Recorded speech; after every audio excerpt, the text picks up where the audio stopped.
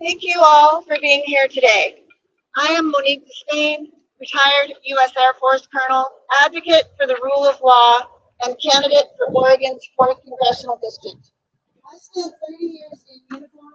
I spent 20 of those years in the platform, conducting investigations, following evidence, and holding people accountable. I know how this works, and I know when someone has something to hide and when someone is hiding the truth.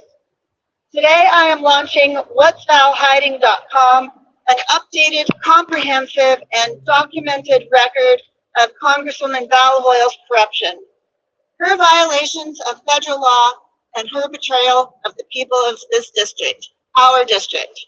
This isn't just the same old story anymore. It has gotten worse.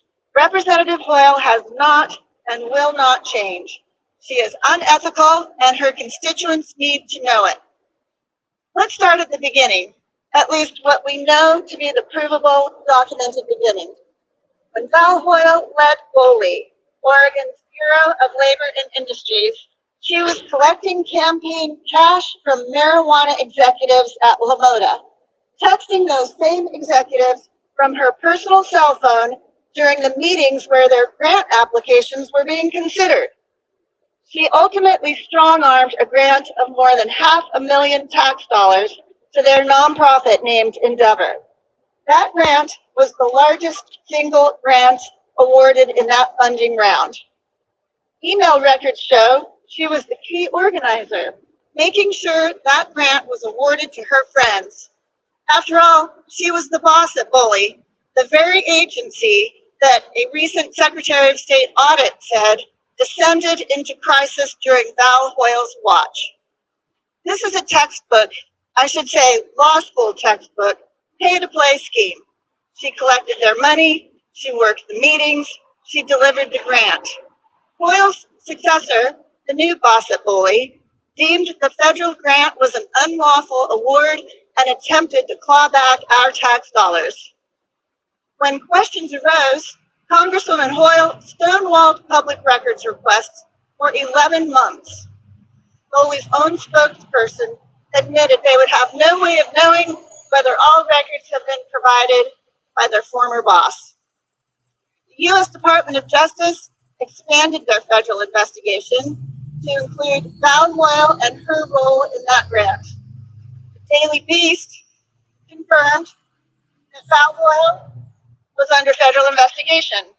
Hoyle went on television, and to all of you, she denied it, claiming she'd been duped. Well, the facts told us otherwise. The voters remembered what happened to former Secretary of State Shemia Fagan. She was forced to resign in disgrace over her own LaModa ties. Hoyle is still in office, so the question remains, what is Val Hoyle hiding?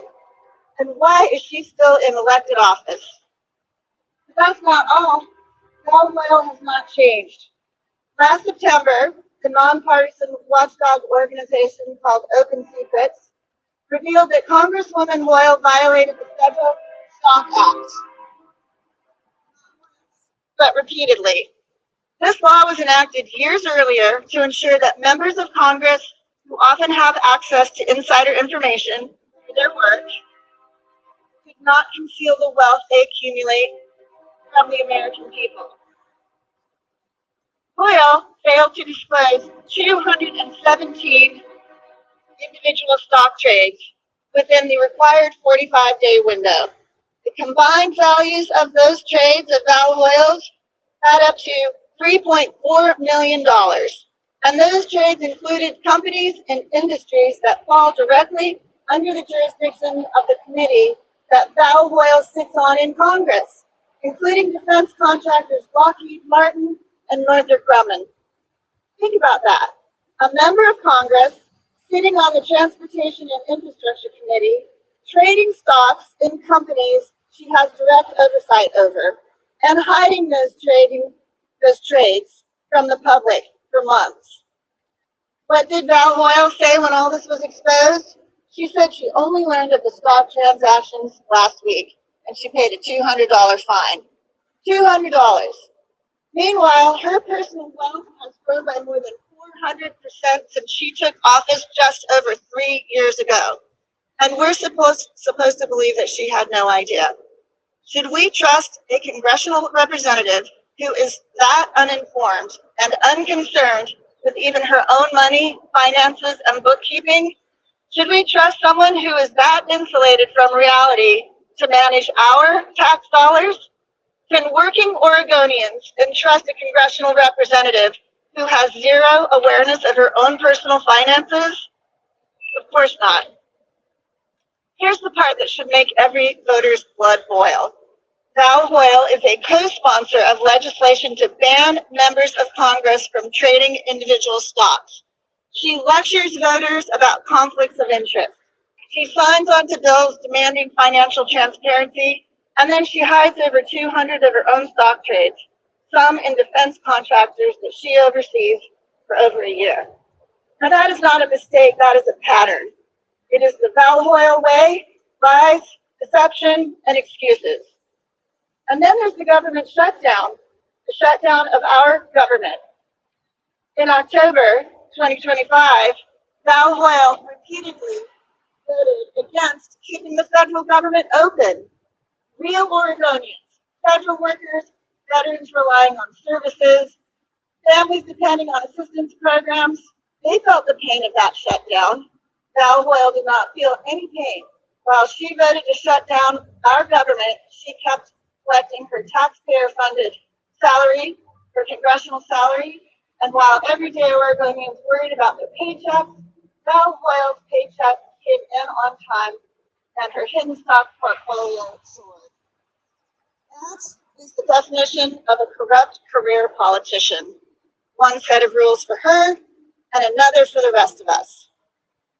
We, the voters of the 4th District, deserve better. We demand better. At our transparency website, whatsvalhiding.com, you'll see the facts laid out, the facts that voters need to know. The LaMotta pay-to-play scheme, the DOJ investigation, the 11 months of stonewalled records, the 217 hidden stock trades, the hypocrisy of sponsoring stock ban legislation while violating the Stock Act herself, the shutdown vote, the 400% wealth increase in 3 years in office. All of it is documented, sourced, and available for every voter in Lane, Benton, Coos, Curry, Lincoln, Douglas, and Lynn counties to see for themselves. I spent 2 decades conducting investigations in the JAG Corps and in the corporate sector as well. When I'm on the case, you don't get to hide the evidence without consequences. You don't get to point fingers and play the victim when the paper trail leads directly to you. You do not get to play stupid, sloppy, or too busy to do what is right, and then pretend you're qualified to occupy a seat in our United States House of Representatives. Congresswoman Hoyle has had every opportunity to come clean with the people of this district. Instead, she has repeatedly chosen to deflect, hiding information, denying responsibility, shifting blame, and stonewalling, while asking the public to accept her claims of ignorance and innocence. Either she's a fool or a liar. Meanwhile, the urgent needs of the constituents she was elected to serve continue to go unmet. None of this is something that any of us should tolerate in a person representing us in Congress. When the people of the 4th District deploy me to Congress this November, they will send a strong, principled woman who loves Oregon and knows how to follow the evidence, hold the powerful accountable, and serve with integrity and dignity. I will provide the leadership this district needs and deserves. It's Val Hiding. Share it with your neighbors and your family. The 4th District is ready for change. This district is ready for real leadership. Let's retire politicians who enrich themselves while the people they represent pay the price. It's time for service and integrity over politics. Thank you.